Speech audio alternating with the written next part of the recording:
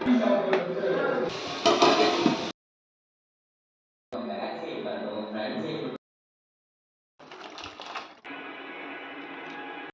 Friends, எல்லாருக்கும் வணக்கம். இந்த வீடியோவில் ஆஃப்டர் லாங் டைம் தான் சொல்லணும், ஒரு சின்னதாக ஒரு மோட்டிவேஷ்னல் நான் ஃபாலோ பண்ணுற விஷயங்களை தான் உங்கள்கிட்ட நான் வந்து ஒரு மோட்டிவேஷ்னல் ஸ்பீச்சாக கொடுக்குறேன். ஸோ அதோட பிளான்ட் கேரிங்கும் லன்ச் ரெசிபியாக நான் பண்ண சிக்கன் தம் பிரியாணியும் சிக்கன் சால்னா ரெசிபியும் உங்கள்கிட்ட ஷேர் பண்ணியிருக்கிறேன்.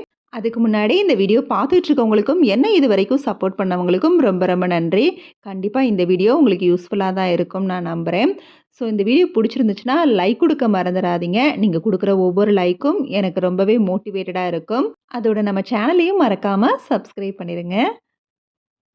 பிளான்ட் கேரிங் பொறுத்த வரைக்கும் இன்டோர் பிளான்ட்டு தான் நான் வந்து வச்சுருக்கிறேன் அதிகமாக. இப்போ தான் இந்த ரீசெண்டாக மஞ்சள் செவந்தியும் வெள்ளை செவந்தியும் சாமிக்கு வைக்கிறதுக்காக வீட்லேயே வாங்கி வச்சிட்டோம்னா அதிகமாக விளக்கேற்றுறவங்களுக்கு இது ரொம்பவே யூஸ்ஃபுல்லாக இருக்கும். டெய்லி விளக்கேற்றுறவங்க இந்த மாதிரி செடிகள் வாங்கி வீட்லேயே வந்து கேர் பண்ணிட்டோம்னா அதுலேருந்து நம்மளுக்கு ஓரளவு ஒரு நாளைக்கு தேவையான பூவே வந்து கிடைக்கும். ஸோ அதனால தான் இதையும் வாங்கி வச்சுருக்கிறேன். இப்போ ரீசெண்ட் டேஸாக ஒரு கவனிக்க முடியாமல் போயிடுச்சு. அதனால் கொஞ்சம் டெட்டான இலைகள்லாம் வந்து கட் பண்ணிவிட்டு பூச்செடிக்கு மட்டும் வேறு உரம் போட்டேன். மற்ற இன்டோர் பிளான்ட்ஸ்க்கெலாம் வந்து மண்புழு உரம் தான்.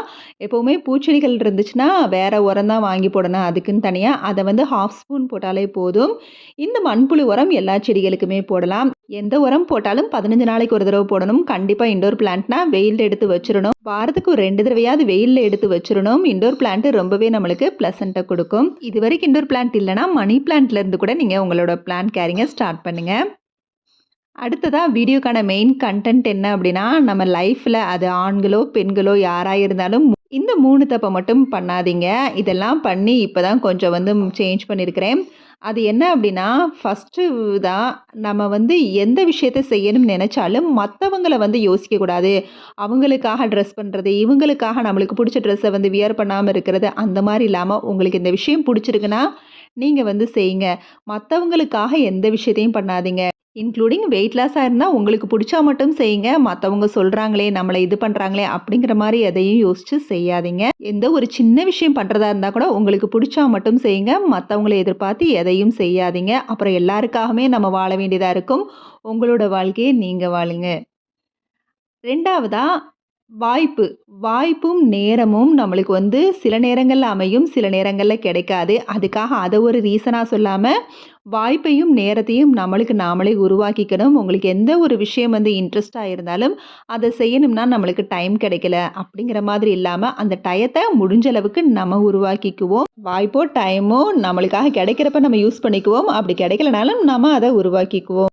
3வதாக நம்ம பண்ணுற தப்பு, ஒவ்வொருத்தங்களுக்கும் நம்மளை நிரூபிச்சுட்டே இருக்கணும் அப்படிங்கிற மாதிரி நம்ம தாட் இருக்கும். இல்லைனா அதை நினச்சி ஃபீல் பண்ணுவோம். ஃபார் எக்ஸாம்பிள் என்ன அப்படின்னா, ஒருத்தங்க மேலே நம்ம வந்து அன்பாக இருக்கிறோம், பாசமாக இருக்கிறோம். ஆனால் நம்மளுக்கு வந்து அதை எக்ஸ்போஸ் பண்ண தெரியாது. சில பேருக்கு வந்து டக்குன்னு வந்து அதை எக்ஸ்போஸ் பண்ணுறது வைக்கிறது தெரியும். அப்போ அவங்க எக்ஸ்போஸ் பண்ணுறவங்க பெருசாகவும் நம்ம மனசுக்குள்ளே அந்தளவுக்கு அவங்க மேலே உண்மையாக பாசம் வச்சுருக்கோம். அதை வந்து வெளியில் அந்தளவுக்கு காட்டிக்காமல் நம்ம கடமையை வந்து கரெக்டாக செய்யணும் அப்படிங்கிற மாதிரியும் தாட் வச்சுருப்போம். ஆனால் அவங்க நம்ம வந்து தப்பாக இவங்க தான் இந்த மாதிரி இருக்காங்க அப்படின்னு சொல்லி அவங்க நம்மளை வந்து ஒரு படி கீழே தான் நினச்சி வச்சுருப்பாங்க.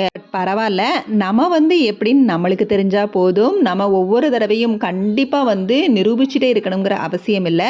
நேரமும் காலமும் கண்டிப்பாக அவங்களுக்கு அதை உணர வைக்குங்கிற மாதிரி உங்கள் வழியில் நீங்கள் போய்கிட்டே இருங்க. இல்லைனா அதை நம்ம மண்டையில் போட ஆரம்பித்தோம் அப்படின்னா நம்மளுக்கு வந்து அழுக தான் வரும். ஸோ அதுக்காக நம்மளோட டைமும் வேஸ்ட் ஆகும். அவங்களுக்கு வந்து எப்படி எக்ஸ்போஸ் பண்ண நம்மளுக்கு தெரியாமல் போயிடும்.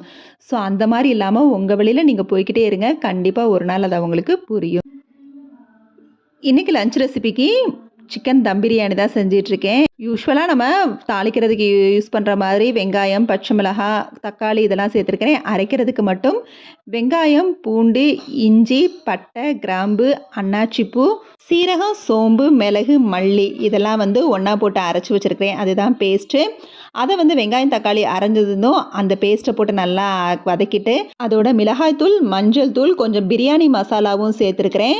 அது வந்து ஸ்பைஸியாக கொஞ்சம் டேஸ்ட்டு கொடுக்கும். ஸோ அதை நல்லா சேர்த்து வதக்கிட்டு கொஞ்ச நேரம் வந்து சிக்கன் வேகட்டும். சிக்கன் வேகிற நேரத்தில் நான் வந்து இந்த சைடு சிக்கன் சால்னாக்கு ரெடி பண்ணிகிட்ருக்கேன். ஒரு பேனில் எண்ணெய் ஊற்றி வெங்காயம், பச்சை மிளகாய், இஞ்சி பூண்டு பேஸ்ட்டு, பிரியாணி இலை எல்லாத்தையும் சேர்த்து வதக்கிட்டு நல்லா வதங்கினதுக்கப்புறம் சிக்கனு, மிளகாய்த்தூள், மஞ்சள் தூள், உப்பு சேர்த்து நல்லா வந்து வதக்கி விட்டுக்கலாம். நான் தண்ணியே ஊற்றலை, சிக்கன்லேருந்தே தண்ணி இறங்கும். அதே மாதிரி பிரியாணிலேயே அப்படி தான் சிக்கன்லேருந்தே தண்ணி இறங்கும். ஸோ அந்த கறி வேகிறப்ப ஸோ இப்போ பார்த்திங்கன்னா நல்லா வந்து கறி வந்து எண்ணெய் பிரிஞ்சு வந்திருக்கும். அதோடு வந்து நல்லா வதக்கி விட்டுட்டு நம்ம ஊற வச்ச அரிசியையும் சேர்த்து நல்லா கலந்து விட்டுக்கலாம். இப்போ தேவையான அளவு அதுக்கு தண்ணியும் ஊற்றிக்கலாம். தண்ணி வந்து நான் 1 கப்புக்கு 2 கப் அளவு தண்ணி ஊற்றிருக்கிறேன். தேவையான அளவு உப்பு போட்டு கொஞ்சம் வந்து கொதி வரட்டும். அரிசியும் தண்ணியும் ஒரே சமமாக வர்றப்ப லெமன் பிழிஞ்சு விட்டுக்கலாம். இப்போ சிக்கன் சால்னாவுக்கு வந்து அரைக்கிறத ரெடி பண்ணிக்கலாம். கொஞ்சம் தேங்காய், கொஞ்சம் நிலக்கடலை, முந்திரி பருப்பு, கொஞ்சம் கசகசா, பட்டை, கிராம்பு, அன்னாச்சிப்பூ, ஏலக்காய் எல்லாம் சேர்த்து நல்லா அரைச்சிக்கலாம். இங்கே பார்த்தீங்கன்னா தண்ணியும் அரிசியும் ஒன்றா சேர்ந்து வந்துருச்சு. ஸோ இப்போ வந்து லெமனை பிழிஞ்சு விட்டுட்டு இப்போ தம் போட்டுடலாம். ஒரு தோசை பேனை வந்து அடியில் வச்சு சிம்மில் வச்சுருக்கிறேன். அது மேலே பிரியாணி பாத்திரத்தை வச்சு வெயிட்டுக்கு மேலே ஏதாவது வச்சுக்கலாம்.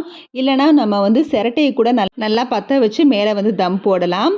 இப்போ ஒரு 10 நிமிஷம் அது சிம்லேயே இருக்கட்டும். அதுக்கப்புறம் அந்த ஸ்டவ்வை ஆஃப் பண்ணிக்கலாம். தோசை பேனில் இருக்கிற அந்த பிரியாணி பாத்திரத்தோட ஸ்டவ்வை.